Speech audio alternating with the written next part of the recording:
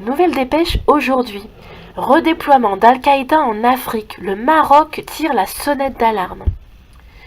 Lors d'une réunion de la coalition internationale contre Daesh pour l'Afrique, à Casablanca, au Maroc, le ministre des Affaires étrangères égyptien a invité la communauté internationale à considérer urgemment le risque qui pèse sur le continent africain dans son entier.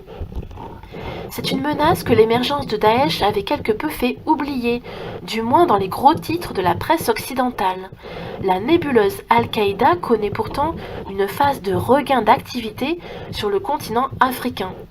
Le 26 juin 2018, le ministre des Affaires étrangères marocain, Nasser Bourita, a lancé l'alerte face au risque que l'organisation terroriste fait peser sur son pays.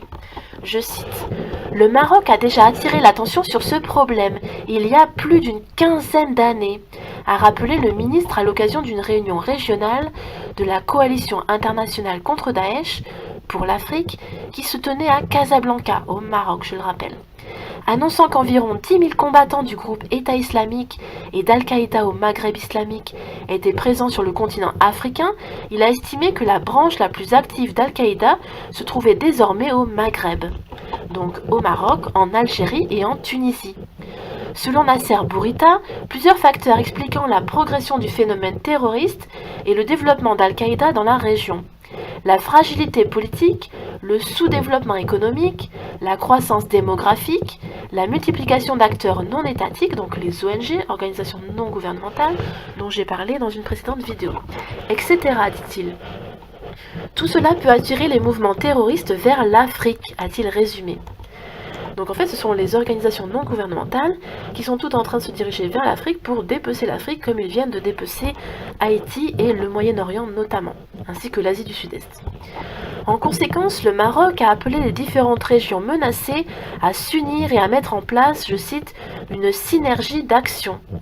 Face au redéploiement de la menace terroriste qu'il constate et qu'il déplore, Nasser Bourita en appelle donc à une action internationale concertée, d'autant qu'il attribue le repli des combattants djihadistes à un facteur qui concerne tout autant la communauté internationale, c'est-à-dire la défaite de Daesh au Moyen-Orient.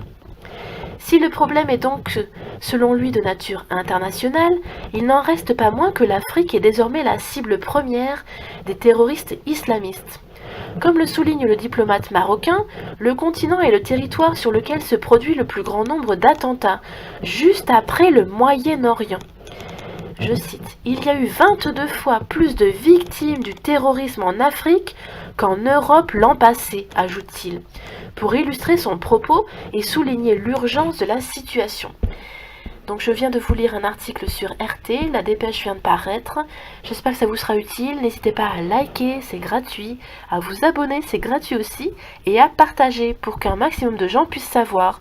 Puisque ces infos ne seront pas retranscrites dans les médias mainstream, et très très peu dans les médias alternatifs qui ont peur de se faire fermer leur page, c'est vraiment YouTube et les chercheurs de vérité, voire les résistants et même les dissidents, qui peuvent faire quelque chose en partageant les infos. Très bonne journée.